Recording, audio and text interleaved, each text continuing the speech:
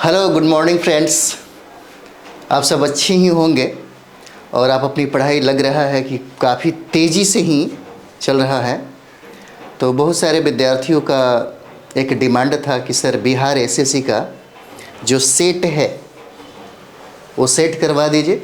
ऐसे हम लोगों ने भी एक बुक्स लिखा है जिसमें 10 सेट है, तो हम उसको चाहेंगे बिहार एसएससी के लिए, तो उसको भी हम करा देते हैं। फिलहाल इसमें बहुत सारा चीज़ आपको मिलेगा। बहुत बढ़िया से समझिए कि ये सेट को तैयार किया गया है और यह सेट है एडिटोरिया का, और एडिटोरिया के द्वारा सेट तैयार किया गया है। तो चलिए हम लोग आपका टाइम नहीं बर्बाद करें, सीधे हम लोग सेट पे आते हैं। क्योंकि अभी देखिएगा सबसे ज़्यादा सेट प्रैक्टिस करने की ज़रूरत है। जितना ज़्यादा से ज़्यादा हम कोशिश करेंगे बहुत सारा सेट जो है, क्योंकि आपके पास 1 या 2 ही सेट होगा, हम लोग के पास कम से कम समझिए कि 12 सेट है। तो 12 सेट से कोशिश करेंगे हम, समझिए कि जितना भी हो सके वो करा दिया जाए। 1 मिनट, चलिए। तो यहाँ देखते हैं हम लोग का जो पहला हम लोग का जो प्रश्न है, यहाँ पे आप देख रहे होंगे। पहला प्रश्न कहता है कि प्रति व्यक्ति आय की गणना कैसे की जाती है। प्रति व्यक्ति आय की गणना कहता है कैसे किया जाता है। तो प्रति व्यक्ति आय बराबर होता है राष्ट्रीय आय बटा जनसंख्या। ठीक है, तो इसका आंसर क्या हो जाता है, डी हो जाएगा। ठीक है, प्रति व्यक्ति आय की गणना राष्ट्रीय आय बटा जनसंख्या हो जाएगा। और दूसरा प्रश्न देखिए, यहाँ पे कहता है कि निम्न में से कौन सा एक भारतीय रिजर्व बैंक का कार्य नहीं है। प्रश्न को भी बड़ी समझिए कि ध्यान से पढ़ना चाहिए, है ना, तब जा कर के इसका आंसर टिक करना चाहिए। निम्न में कौन सा एक भारतीय रिजर्व बैंक का कार्य नहीं है, तो ये हो जाएगा आपका शाख सृजन का। ये शाख जो सृजन है 2 का ए हो जाएगा इसका आंसर। शाख सृजन का ये कार्य नहीं है भारतीय रिजर्व बैंक का। अगला सवाल हम लोग देखेंगे, तीसरा नंबर सवाल देखिएगा। देखिए तीसरा नंबर सवाल कहता है यहाँ पे, इसको नीचे कर लिया जाए, कृषि एवं ग्रामीण विकास। ये प्रश्न बार बार पूछा जाता है हर एग्जाम में, चाहे बिहार एसएससी का एग्ज़ाम हो, चाहे बिहार से संबंधित जितना भी एग्ज़ाम होता है, अक्सर पूछा जाता है। कृषि एवं ग्रामीण विकास कार्यक्रमों की सभी प्रकार की शाख आवश्यकताओं की पूर्ति करने वाली एकमात्र संस्था कौन सा हो जाता है। तो एकमात्र संस्था आपको नाबार्ड हो जाएगा। कौन सा, तो नाबार्ड हो जाता है। और इसकी स्थापना, नाबार्ड की स्थापना 12 जुलाई 1982 ईस्वी को किया जाता है। ठीक है, याद रखिएगा, इसकी स्थापना 12 जुलाई 1982 ईस्वी को किया जाता है। कृषि एवं ग्रामीण विकास कार्यक्रमों की सभी प्रकार की आवश्यकताओं की पूर्ति करने वाली बहुत बड़ी संस्था है, जिसको हम लोग नाबार्ड कहते हैं। ठीक है, जिसकी स्थापना 12 जुलाई 1982 को होता है। उसके बाद अगला सवाल देखिए, कोई अर्थव्यवस्था टेक ऑफ अवस्था में होती है जब, टेक ऑफ अवस्था में होती है जब, तो क्या हो जाएगा। देखिए टेक ऑफ अवस्था में जब होती है तो स्थैतिकी विकास प्रारंभ हो जाता है। ठीक है, ये हमारा 4 नंबर सवाल है। क्या हो जाएगा, स्थैतिकी विकास का प्रारंभ जो है ये होने लगता है और हो जाता है। ठीक है, कोई अर्थव्यवस्था टेक ऑफ में, याद रखिए इसको। ठीक है, चलिए अगला हम लोग देखते हैं यहाँ पे। देखिए 5 नंबर सवाल हो जाएगा। तो 5 नंबर सवाल देखिएगा। 5 नंबर सवाल कहता है, ये बहुत इंपॉर्टेंट है, निम्नलिखित घटनाओं पर ध्यान दें तथा उन्हें कालानुक्रम में व्यवस्थित करें। अब ये देखिए, 20 सूत्री कार्यक्रम, बैंकों का राष्ट्रीयकरण, हरित क्रांति का प्रारंभ, ठीक है, दिया हुआ है। और ये कहता है कि काल क्रमानुसार इसको व्यवस्थित करें। तो हरित क्रांति प्रारंभ हुआ आपका, हरित क्रांति, तो ये देखिए 1966-67 में यह प्रारंभ हुआ। ठीक है, हरित क्रांति 1966-67 में प्रारंभ होता है। और बैंकों का जो राष्ट्रीयकरण होता है 1969 में होता है ना, 1969 में होता है। उसके बाद 20 सूत्री जो कार्यक्रम है यहाँ पे, यह 1975 में होता है। ठीक है, 1975 में होता है। तो इस तरीके से आंसर क्या हो जाएगा, 3, 2 और 1 हो जाता है। आंसर क्या हो जाएगा, बी हो जाएगा। ये हमें कन्फर्म मतलब समझिए कि याद करना पड़ेगा। जैसे 20 सूत्री कार्यक्रम 1975 में प्रारंभ किया गया और हरित क्रांति का जो प्रारंभ था 1966-67 में हुआ, उसके बाद बैंकों का जो राष्ट्रीयकरण है यह 1969 में होता है। ठीक है, चलिए तो हम आगे बढ़ते हैं, इसको आगे बढ़ाया जाए। छठा नंबर सवाल है हम लोगों के पास, किसी क्षेत्र के सभी जीव तथा वातावरण के अजैव कारक संयुक्त रूप से ... लिखा हुआ कहता है कि बनता है। ठीक है, तो क्या हो जाएगा, तो देखिए परितंत्र, संयुक्त रूप से परितंत्र क्या करता है, बनता है। इसका आंसर क्या हो जाएगा, सी हो जाएगा। 6 का आपका सी हो जाता है। आगे सवाल हम लोग देखेंगे, पश्चिमी घाट स्थित सबसे ऊंचा पर्वत कौन सा है। क्या पूछता है, पश्चिमी घाट स्थित कहता है 7 का, कहता है कि सबसे ऊंचा पर्वत क्या हो जाएगा, तो देखिए यह अनाईमुड्डी हो जाता है। ठीक है, इसका आंसर क्या है, डी हो जाएगा, अनाईमुड्डी हो जाएगा। ठीक है, चलिए अगला देखते हैं हम लोग। अगला सवाल हम लोगों का कहता है कि भारत का कौन सा पड़ोसी देश किशनगंगा बांध परियोजना पर आपत्ति करता है। ठीक है, आपत्ति करता है, कौन सा ऐसा मतलब आपका पड़ोसी जो कंट्री है, जो देश है, किशनगंगा बांध परियोजना पर आपत्ति करता है। तो आपका जो पड़ोसी है जिससे बार बार युद्ध की संभावना बन जाती है वो पाकिस्तान है। ठीक है, कौन हो जाता है, पाकिस्तान हो जाता है। उसके बाद हम लोग आगे बढ़ेंगे, हम आपका टाइम ना बर्बाद करें, फटाफट आप लोग क्वेश्चन को रिवाइज कर लीजिए। ठीक है, चलिए अगला देखते हैं हम लोग। राष्ट्रीय पर्यावरण अभियांत्रिकी अनुसंधान संस्थान है ना, जिसको नीरी कहा जाता है, पूछ रहा है यह कहाँ स्थित है, नीरी। ठीक है, जिसको हम लोग राष्ट्रीय पर्यावरण अभियांत्रिकी अनुसंधान संस्थान कहता है कि यह कहाँ स्थित है, तो ये आपका आंसर बी हो जाएगा। कहाँ पे, नागपुर में हो जाएगा। कहाँ पे हो जाएगा, नागपुर में हो जाएगा। अगर आपने भारत वन स्थिति रिपोर्ट 2021 पढ़ा होगा, है ना, हमने हर चीज़ पे अलग से वीडियो बना रखा है, 2 मिनट 5 मिनट के लिए अगर आप देखते हैं तो आपका समझिए कि जो जीएस और करंट अफेयर्स है बहुत स्ट्रांग हो जाएगा, हर जगह पे है। तो भारत वन स्थिति रिपोर्ट 2021 के अनुसार बिहार में वृक्षावरण कुल भौगोलिक क्षेत्रफल का कितना प्रतिशत है, यही सवाल आपसे कह रहा है। 10 नंबर हो जाएगा। तो 10 नंबर कितना होगा, 2.48% हो जाता है। आंसर क्या हो जाएगा, ए हो जाएगा। 10 का आंसर क्या हो जाएगा, ए हो जाता है, 2.48% है। चलिए आगे हम लोग देखते हैं। आगे देखिए अगला हम लोग का सवाल है यहाँ पे कि बॉक्साइट का सर्वाधिक संचित भंडार किस देश में है। कहता है कि बॉक्साइट का सर्वाधिक संचित भंडार पूछता है किस देश में है, तो ये देखिएगा ये आपका गिनी हो जाएगा। आंसर क्या है, सी हो जाता है, 11 का सी हो जाएगा। उसी तरह से अगला सवाल हम लोग देखेंगे, कहता है कि कैलिफोर्निया की जलधारा, प्रश्न है कैलिफोर्निया की जलधारा किस प्रकार की समुद्री जलधारा है। जलधारा पे भी हम लोगों ने एक अलग से 5-6 मिनट का ही वीडियो बना हुआ है, आप वहाँ भी जाके दे सकते हैं। सारा का सारा जलधारा वहाँ पे है, एक भी प्रश्न नहीं छूटने वाला आपसे। ठीक है, तो 12 का हो जाता है यहाँ पे, यह ठंडी जलधारा है। ठीक है, क्या हो जाएगा, ठंडी जलधारा हो जाएगा। इसलिए कहा जाता है कि ज़्यादा से ज़्यादा रिवाइज करिए, रिवाइज ही जितना रिवीजन होगा उतना ही डिवीज़न आपको मिलेगा। अगला सवाल देखेंगे हम लोग, क्षोभ मंडल की मोटाई विषुवत रेखीय क्षेत्र के ऊपर अधिक है क्योंकि 13 नंबर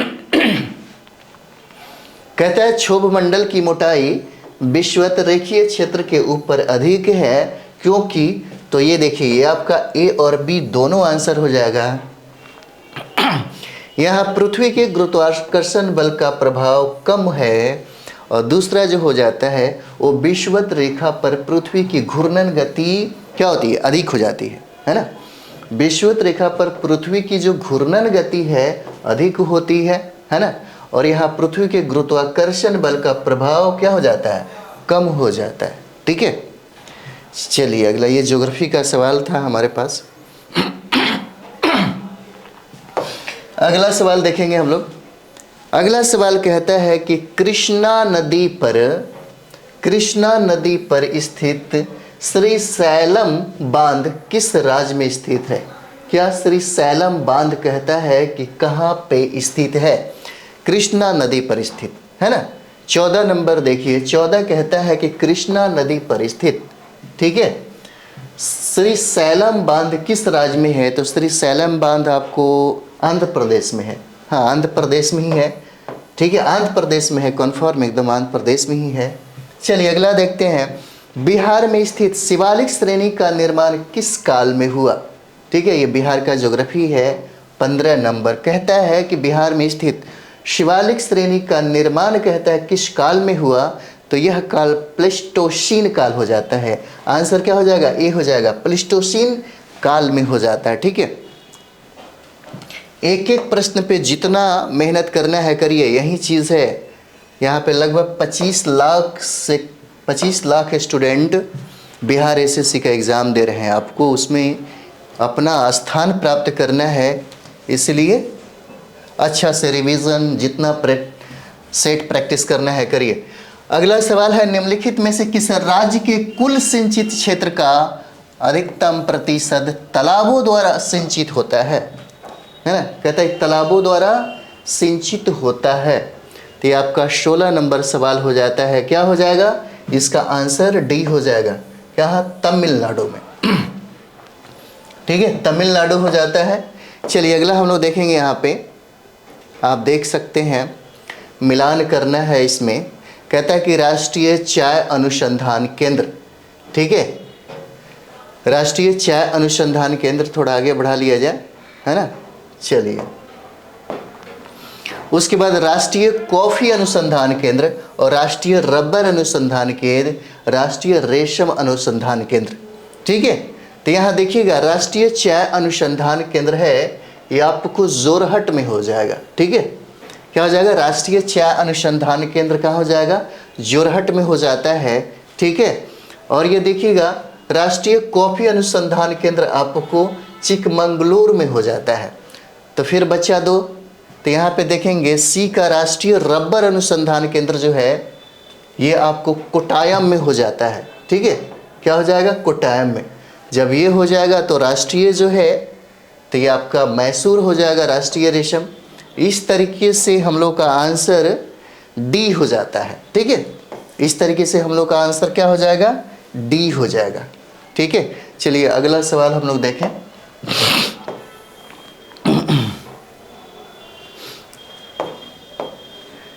निम्न में से प्रवाल द्वारा निर्मित स्थल कौन सा है। प्रवाल द्वारा निर्मित स्थल कहता है, प्रवाल द्वारा।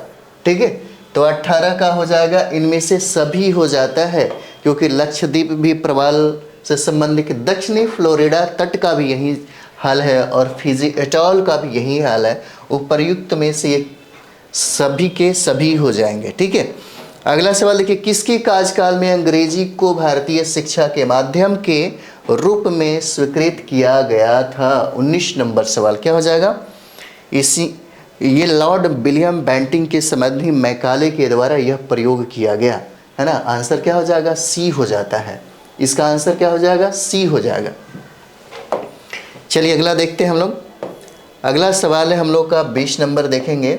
20 कहता है कि भारत के निम्नलिखित क्षेत्रों में से कौन सा कपास का अधिकतम मात्रा में उत्पादन करता है। ठीक है, 20 नंबर सवाल क्या हो जाएगा, कहता है कि भारत के निम्नलिखित क्षेत्रों में से बताइए कौन सा कपास का अधिकतम मात्रा में उत्पादन करता है। तो 20 का क्या हो जाएगा, यह देखिए आंसर बी हो जाता है। उत्तर पश्चिमी और पश्चिमी भारत जो है ये सबसे ज़्यादा और सर्वाधिक मात्रा में कपास का उत्पादन करता है। ठीक है, अगला सवाल हम लोग देखेंगे।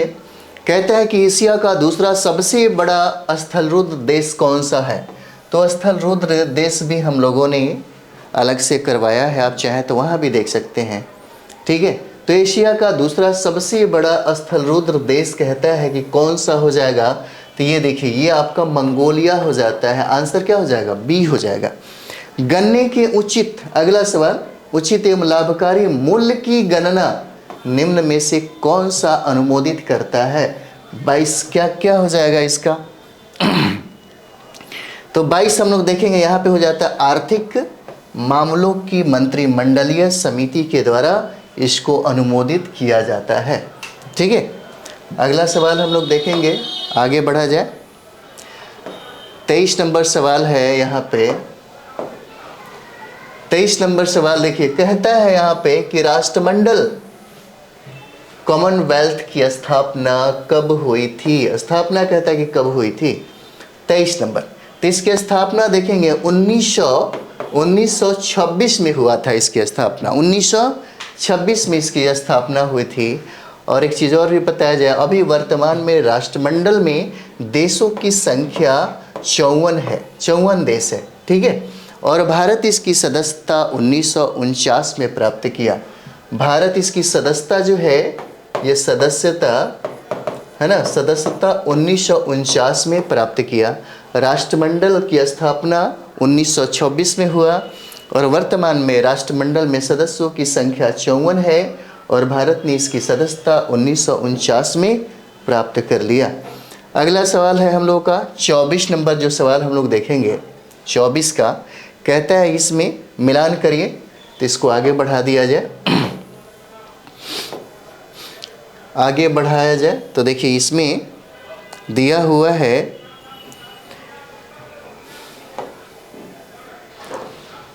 चलिए ये हो जाए आपका 2, 1, 4, 3। ठीक है, IMF, Washington DC, WTO, Geneva, ABD, Philippines, SAARC, Kathmandu. इसका मतलब क्या हो जाता है, आंसर आपका इसमें देखिए डी हो जाएगा आंसर। ठीक है, डी आंसर हो जाता है। अगला हम लोग 25 नंबर सवाल देखेंगे। 25 नंबर सवाल देखिए। 25 कहता है कि एमनेस्टी इंटरनेशनल एक संगठन है जो जुड़ा हुआ है किससे, 25 नंबर, किससे जुड़ा हुआ, कहता है एमनेस्टी इंटरनेशनल एक संगठन है जो जुड़ा हुआ है। तो 25 नंबर क्या हो जाएगा, ये 25 नंबर का आंसर बी हो जाता है। ठीक है, क्या हो जाएगा, बी, मानव अधिकारों के संरक्षण से यह जुड़ा हुआ है। आंसर क्या होगा, बी हो जाएगा। ठीक है, अगला सवाल हम लोग देखते हैं 26 नंबर सवाल है। देखिए कहता है कि निम्न में कौन सा रेडियोधर्मी समस्थानिक है जिनका उपयोग रक्त कैंसर को नियंत्रित करने के लिए किया जाता है। 26 नंबर, रक्त कैंसर को नियंत्रित करने के लिए किया जाता है। तो यहाँ पे देखिएगा ये आपका फास्फोरस 32 हो जाएगा और कोबाल्ट 60 हो जाता है। आंसर क्या हो जाएगा, डी हो जाएगा, है ना, आंसर आपको डी हो जाएगा। और दोनों के माध्यम से रक्त कैंसर को नियंत्रित किया जाता है। ठीक है, अगला देखेंगे हम लोग 27 नंबर सवाल देखिए। 27 नंबर कहता है कि निम्नलिखित में से कौन सा एक नाइट्रोजन उर्वरक नहीं है। यहाँ पे देखिए, निम्नलिखित में से कौन सा एक नाइट्रोजन उर्वरक नहीं है, ये सवाल पूछा जाता है। तो 27 का क्या हो जाएगा, ये देखिए 27 का आंसर ये हो जाएगा super phosphate of lime. Super phosphate of lime ये है जो नाइट्रोजन उर्वरक नहीं है। अगला सवाल हम लोग देखते हैं, निम्नलिखित में से कौन सा अर्धचालक नहीं है, यह भी सवाल पूछता है, नहीं है। ठीक है, तो 28 नंबर हम लोग का सवाल जो है 28 नंबर ये हो जाता है क्वार्ट्ज हो जाएगा। आंसर क्या है, सी हो जाएगा, क्वार्ट्ज अर्धचालक क्या है, नहीं है। अगला देखिएगा, अगला सवाल हम लोग का है 29 नंबर, कहता है कि अपवर्तन के बाद भी प्रकाश का निम्न में से कौन सा गुण अपरिवर्तित रहता है। अपरिवर्तित रहता है तो कौन सा अपरिवर्तित रहेगा, तो प्रकाश की जो आवृत्ति है ना, 29 प्रकाश की जो आवृत्ति है यही अपरिवर्तित रहेगा। ठीक है, अगला सवाल हम लोग देखेंगे। अगला देखिए, अगला सवाल कहता है किसी शुष्क सेल में विद्युत का उत्पादन, 30 नंबर सवाल क्या हो जाएगा, रासायनिक ऊर्जा से होता है। ठीक है, रासायनिक ऊर्जा से होता है। किसी शुष्क सेल में विद्युत का उत्पादन रासायनिक ऊर्जा से होता है। ठीक है, चलिए अगला देखिएगा। अगला सवाल है हम लोगों का, कहता है कि प्रकाश के विक्षेपण की परिघटना में लघुत्तम तरंग दैर्घ्य की प्रकाश तरंग, ठीक है, प्रकाश तरंग क्या हो जाती है, मंदित हो जाती है और सर्वाधिक अपरिवर्तित होती है। आंसर क्या होगा, बी हो जाएगा, मंदित हो जाती है। ठीक है, और सर्वाधिक अपरिवर्तित होती है। अगला देखेंगे हम लोग 32 नंबर सवाल देखिए। 32 कहता है किसी द्रव के वाष्पन की दर किस पर निर्भर नहीं होता है। ठीक है, तो 32 नंबर क्या हो जाएगा, उसके द्रव्यमान पर निर्भर नहीं होता। आंसर सी हो जाता है। और समतल दर्पण द्वारा बनने वाला प्रतिबिंब होता है कैसा, समतल दर्पण वाला, 33 नंबर देखिए, समतल दर्पण द्वारा बनने वाला प्रतिबिंब कैसा होता है, आभासी हो जाता है। ठीक है, 33 नंबर क्या हो जाएगा, आभासी हो जाएगा। ठीक है, चलिए अगला देखते हैं हम लोग। किलोवाट घंटा मात्रक है किसका, विद्युत ऊर्जा, द्रव्यमान, विद्युत शक्ति, बल का। 34 नंबर क्या हो जाएगा, विद्युत ऊर्जा का। आंसर क्या है, बी हो ए हो जाएगा, सॉरी ए हो जाता है। ठीक है, 34 का ए हो जाता है। और यहाँ पे हम लोग 35 नंबर क्वेश्चन देखेंगे। कॉपर सल्फेट का जलीय घोल अम्लीय होता है क्योंकि इस लवण का, 35 क्या हो जाएगा, इस लवण का जल अपघटन होता है। आंसर क्या हो जाएगा, ए हो जाएगा, जल अपघटन होता है। ठीक है, चलिए अगला हम लोग देखेंगे 36 नंबर सवाल देखिएगा। कहता है कि निम्नलिखित में से कौन सा एक परमाणविक है। 36 नंबर क्या हो जाता है, हीलियम हो जाएगा, परमाणविक है ना, परमाणविक है कौन सा, हीलियम। न्यूट्रॉन का द्रव्यमान कितना होता है, तो ये भी आप रटे रहिएगा, सही रहेगा। 37 का कितना हो जाता है, तो 1.675 गुने 10 के पावर -24 ग्राम हो जाएगा। ठीक है, आंसर क्या हो जाता है, सी हो जाता है। ठीक है, कभी कभी कोई चीज़ रटना पड़ जाता है। जैसे ल्यूकेमिया एक प्रकार का कैंसर है जिसमें किसकी असाधारण बढ़ोतरी होती है, किसकी असाधारण बढ़ोतरी होती है। 38 का क्या हो जाएगा, श्वेत रक्त कोशिकाओं की संख्या में क्या हो जाता है, बढ़ोतरी होती है। आंसर डी हो जाता है। ठीक है, चलिए अगला हम लोग देखें, आगे बढ़ा जाए। आगे सवाल है हम लोगों का अगला, मार्सिलिया फर्न हर्सटेल निम्नलिखित में से किस पादप समूह के उदाहरण है। 39 कहता है किस पादप समूह का क्या है, उदाहरण है। जैसे टेरिडोफाइटा जो है इसी समूह का उदाहरण हो जाता है। 39 का क्या हो जाएगा, 39 का आंसर ए हो जाता है, टेरिडोफाइटा 39। उसके बाद देखेंगे हम लोग अगला सवाल है कि निम्नलिखित में से कौन सा पादपों का मुख्य अवशोषण अंग है। क्या है, 40 का अवशोषण अंग है। तो क्या अवशोषण अंग कौन सा हो जाता है, जड़ हो जाएगा, केवल जड़ हो जाएगा। आंसर क्या है, ए हो जाता है ना। चलिए अगला सवाल हम लोग देखेंगे 41 नंबर सवाल देखेंगे हम लोग। 41 नंबर कहता है कि निम्नलिखित में से कौन संयोजी उत्तक नहीं है। 41 नंबर क्या हो जाएगा, तो इसका त्वचा हो जाएगा, ये संयोजी उत्तक नहीं है। कौन सा, 41 का सी हो जाएगा। अगला सवाल, निम्नलिखित में से किस कोशिका अंगक से लाइसोसोम बनता है ना, लाइसोसोम बनता है तो क्या हो जाएगा, गोल्जी क्वाय के द्वारा बनता है। आंसर क्या हो जाएगा, सी हो जाएगा, है ना, गोल्जी क्वाय के द्वारा बनता है, आप लोग तो जानते ही होंगे। चलिए 43 नंबर सवाल देखते हैं, ये बहुत ही कॉमन है, अधिकतर लोग बना देते हैं, है ना, छठा सातवां में भी इसको पढ़ने को मिला होगा क्या। तो 43 नंबर देखेंगे हम लोग। मनुष्य के अस्थाई जो दांत है, सेट में कैनाइन जिसको बोलते हैं, कि कुल संख्या कितनी होती है। 43 नंबर कहता है कितनी होती है, तो इस संख्या कितनी होती है, 4 हो जाएगा। ठीक है, 43 का क्या हो जाएगा, 4 हो जाएगा। कहता है कि कौन सा हार्मोन लड़ो और उड़ो के नाम से जाना जाता है। कहता है कौन सा हार्मोन, 44 का कहता है कौन सा हार्मोन जो है लड़ो और उड़ो के नाम से जाना जाता है। तो इसमें देखिए आप मुझे लगता है कि बना ही लेंगे। इसका आंसर बी है, एड्रेनालिन हो जाएगा, है ना। इसका आंसर क्या हो जाएगा? एड्रेनालिन, बी आंसर हो जाएगा। चलिए आगे हम लोग बढ़े, कोई टाइम पास नहीं किया जाए, टाइम बड़ा कीमती है आपके लिए। अगला सवाल है कि निम्नलिखित में से किस विटामिन को एर्गो कैल्सीफेरॉल कहते हैं, है ना। एर्गो कैल्सीफेरॉल कहते हैं। 45 नंबर सवाल है, तो विटामिन D2 हो जाएगा। आंसर क्या हो जाता है? ए हो जाएगा। 45 का आंसर ए हो जाता है। अगला सवाल, छत्रपति शिवाजी की अष्टप्रधान, है ना। देखिए अष्टप्रधान और अष्टदिग्गज दोनों में अंतर हो जाता है। अष्टदिग्गज कृष्णदेवराय से संबंधित है और अष्टप्रधान जो है वो शिवाजी से संबंधित है, ठीक है। तो छत्रपति शिवाजी की अष्टप्रधान 8 लोगों की परिषद में अमात्य की क्या भूमिका थी? कहता है कि अमात्य की 46 क्या कहता है? अमात्य की भूमिका कहता है कि क्या थी अमात्य की? तो चलिए इसका आंसर राज्य स्व मंत्री थे, ठीक है। ये आपका 46 जो है 46, इसका आंसर क्या हो जाएगा? डी हो जाता है ना। राजस्व मंत्री हो जाते हैं, ठीक है। अगला हम लोग देखेंगे, चलिए अगला हम लोग बढ़ ही जाए।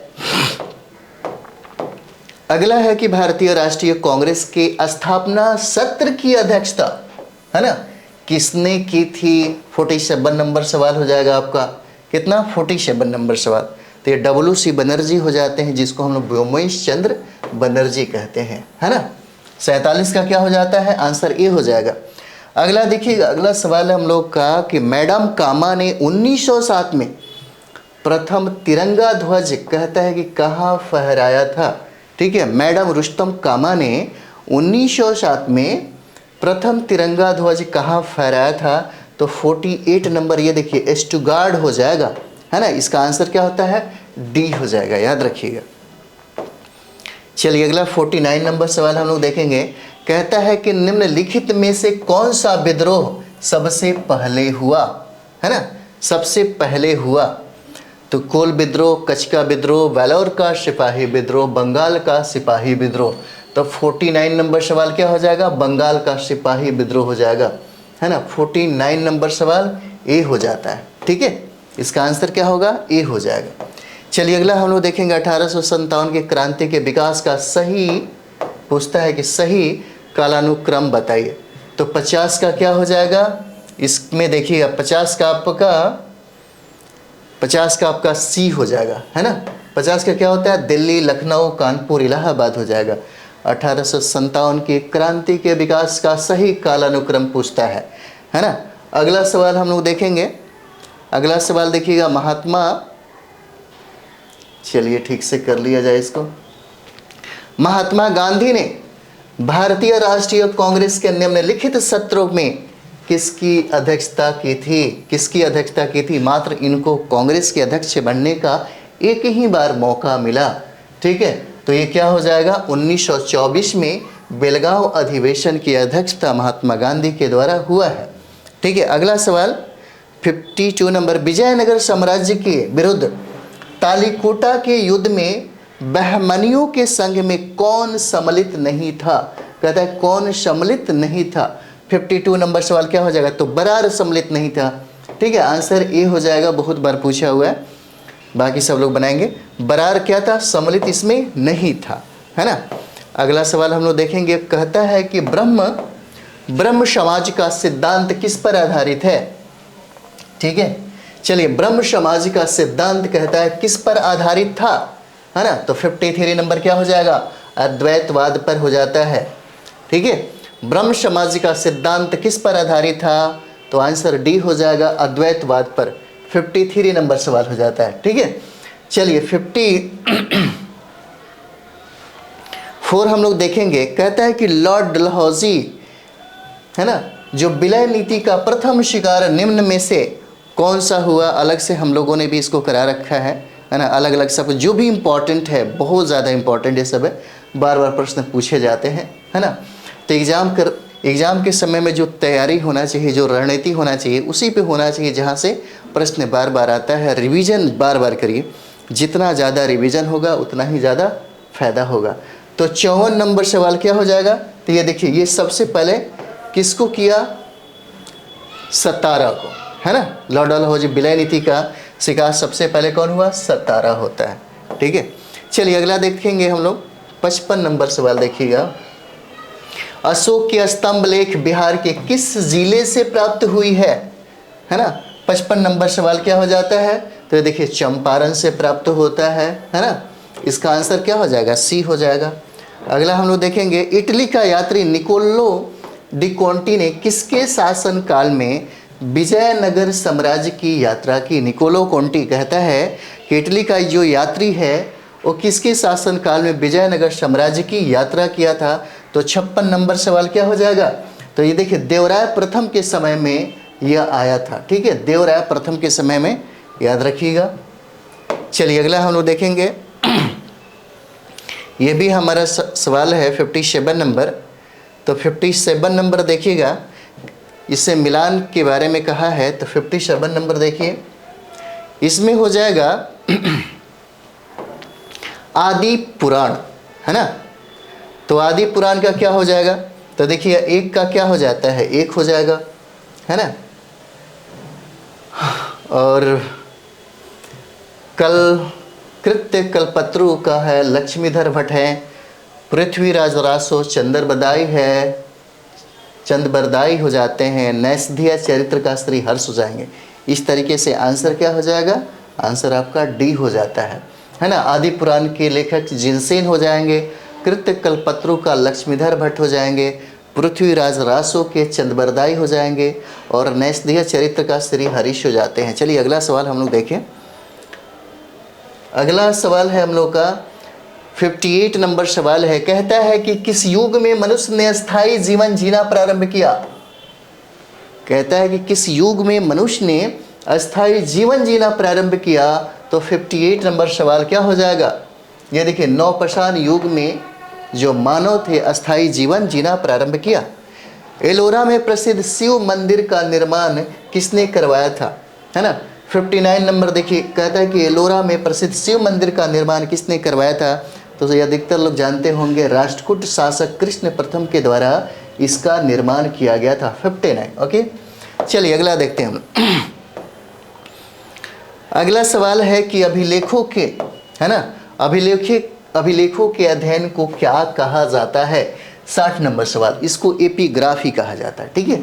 एपिग्राफी कहा जाता है, आंसर ए हो जाएगा। चलिए अगला,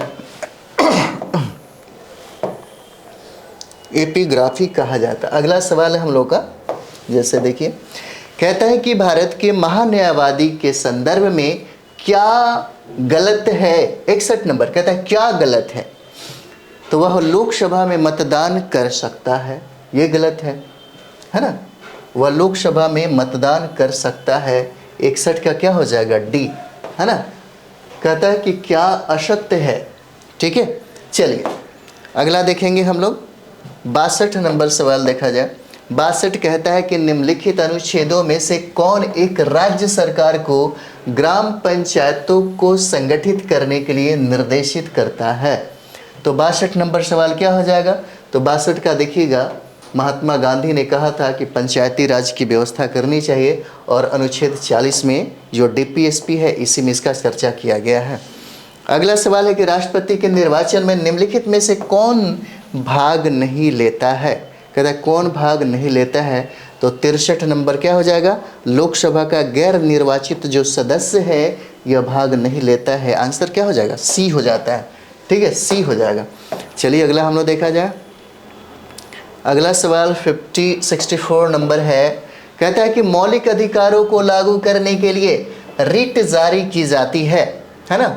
मौलिक अधिकारों को जारी करने के लिए रिट क्या करती है? लागू करने के लिए रिट जारी किया जाता है। तो 64 नंबर क्या हो जाएगा? उच्चतम न्यायालय के द्वारा, है ना, सुप्रीम कोर्ट के द्वारा इसको लागू किया जाता है। अगला सवाल, 7 वर्ष से कम उम्र के बच्चों को किस कारखाना अधिनियम में काम कराने को प्रतिबंधित किया गया, है ना। 65 नंबर क्या हो जाएगा? तो ये देखिएगा, ये हो जाता है आपको 1881 का कारखाना अधिनियम है, इसका आंसर ए हो जाएगा, याद रखिएगा। 65 का क्या हो जाएगा? ए हो जाता है। चलिए अगला देखेंगे हम लोग। 66 नंबर कहता है कि भारत की संचित निधि से धन निर्गत पर किसकी नियंत्रण होता है? 66 नंबर क्या हो जाएगा? तो इसका हो जाएगा संसद का नियंत्रण होता है। आंसर क्या हो जाएगा? ए हो जाता है। ठीक है, चलिए आगे हम लोग बढ़ते हैं। 67 नंबर सवाल हम लोग देखें। कहता है कि संविधान के किस अनुच्छेद में राज्यों द्वारा प्राथमिक शिक्षा मातृभाषा में दिए जाने का प्रावधान है ना? तो 67 नंबर सवाल क्या हो जाएगा? आर्टिकल कितना? 350 के ए में इसका प्रावधान किया गया है। ठीक है, अगला हम लोग इसी में देखेंगे। निम्नलिखित में से कौन से प्रकार के प्राधिकार भारत के राष्ट्रपति के पास है? भारत के राष्ट्रपति के पास है कितना? 68 नंबर सवाल हम लोग देखेंगे। 68 नंबर, ठीक है। तो 68 नंबर देखिए, इसका आंसर 2 और 4 हो जाएगा, है ना? औपचारिक और कानूनी, उसके बाद संवैधानिक और नाम मात्र का। ठीक है, चलिए अगला देखते हैं हम लोग। 69 नंबर सवाल देखिए। कहता है कि समवर्ती सूची के विषयों पर केंद्र व राज्य दोनों ही कानून बना सकता है, परंतु दोनों में विरोध की स्थिति में क्या होगा? तो 69 में क्या हो जाता है? केंद्र का कानून क्या हो जाएगा? मान्य हो जाएगा। आंसर क्या होता है? सी हो जाएगा। उस समय में केंद्र का जो कानून है वही मान्य हो जाता है। ठीक है, चलिए अगला हम लोग देखेंगे। 70 नंबर सवाल है। कहता है कि निम्नलिखित में से कौन सुमेलित नहीं है? 70 क्या है? कौन सुमेलित नहीं है? तो क्या हो जाएगा? सुमेलित नहीं है अनुच्छेद 20 दोहरे दंड से, ये भी तो है। 70 का आपका डी हो जाता है, जो सुमेलित नहीं है। 22(2) किसी भी गिरफ्तार व्यक्ति को यथाशीघ्र गिरफ्तारी का कारण बताना होगा। ये आपका क्या है? सुमेलित नहीं है, है ना? चलिए अगला देखते हैं हम लोग। विश्व पर्यावरण दिवस का थीम पूछता है, विषय पूछता है कि विषय बताइए कौन सा हो जाता है? किसका? 71 नंबर देखिएगा। विश्व पर्यावरण दिवस जो 2023 का थीम विषय कहता है, बताइए। 71 इसका हो जाएगा solution to plastic pollution. Sorry, solution to plastic pollution हो जाएगा। अगला हम लोग सवाल देखें। 72 नंबर देखा जाए, है ना? 72 नंबर देखिएगा। कहता है कि हाल ही में प्रदान किए गए जीआई टैग उत्पादों के संबंध में कौन सुमेलित नहीं है? 72 नंबर सवाल क्या हो जाएगा? तो यहाँ पे देखिए 72 का आंसर हो जाता है बी, है ना? इसका आंसर क्या हो जाएगा? 72 का तो रायगढ़ सॉल हो जाता है, जो सुमेलित नहीं है। बाकी खामती चावल जो है अरुणाचल प्रदेश, सलेम साबूदाना तमिलनाडु, कालपे हैंड पेपर जो है उत्तर प्रदेश का है। ठीक है, इसमें यही सम्मिलित नहीं है। चलिए अगला देखेंगे हम लोग। 73 नंबर सवाल देखा जाए। 73 कहता है कि हाल ही में, है ना, नियुक्त हुए व्यक्तियों में कौन सुमेलित नहीं है? कहता है कौन सुमेलित नहीं है? तो 73 का क्या हो जाता है? तो ये देखिए क्रिस्टोफर लक्सन जो है इक्वाडोर के राष्ट्रपति, ये सुमेलित नहीं है, बाकी सब लोग सुमेलित हो जाते हैं। ठीक है, चलिए अगला देखते हैं हम लोग का। वार एंड वुमेन पुस्तक का लेखक कहता है कि कौन हो जाते हैं? 74 नंबर। वार एंड वुमेन पुस्तक के लेखक कौन हो जाते हैं? तो 74 क्या हो जाएगा? इसका आंसर हो जाएगा डॉक्टर M.A. हसन हो जाएंगे। ठीक है, डॉक्टर M.A. हसन कभी किताब से भी सवाल एक पूछा जाता है जो करंट में। कहता है कि विश्व खुशहाली सूचकांक 2023 में भारत का स्थान क्या है? विश्व खुशहाली सूचकांक में कहता है कि भारत का स्थान क्या हो जाएगा? 75 का देखिए हम लोग 126वां स्थान होता है। ठीक है, कौन सा?